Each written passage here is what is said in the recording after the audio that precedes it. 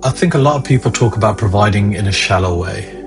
They talk about it as if it's just part of being a man, or just something honourable that you do without really examining what it feels like when the responsibility becomes extensive. There's something honourable about providing, but there's also something psychologically heavy about being the person multiple people depend on. There have been periods in my life where I've run businesses, worked multiple jobs, bought and sold homes, been jobless, and had to support my mother and two sisters financially whilst also trying to be a good father, partner, son, brother, and friend. When life is structured like that, providing stops feeling like a single role. It becomes the environment you live inside. You're never really fully off. Your mind stays active because your stability affects many people, not just you. I think one of the hardest things for fathers to admit is that there is a difference between responsibility and saturation. Many men carry responsibility well. The issue is when responsibility keeps stacking. Household pressure, childcare, relationship pressure, extended family, business or job instability, grief, health concerns, financial planning. At some point, the challenge is no longer whether you are a responsible man. The challenge is whether your system has adapted to permanent pressure. That kind of pressure changes ambition.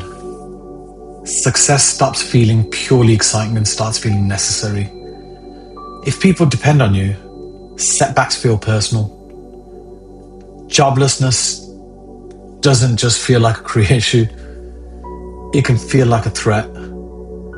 Instability doesn't feel inconvenient, it feels dangerous.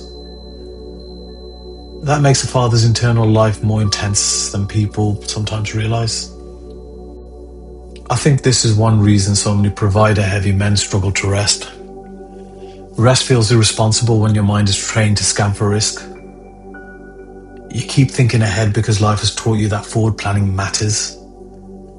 You stay alert because there were seasons where alertness was necessary. That can build resilience, but you can also create a nervous system that forgets how to soften. There's also a cost to becoming too identified with usefulness.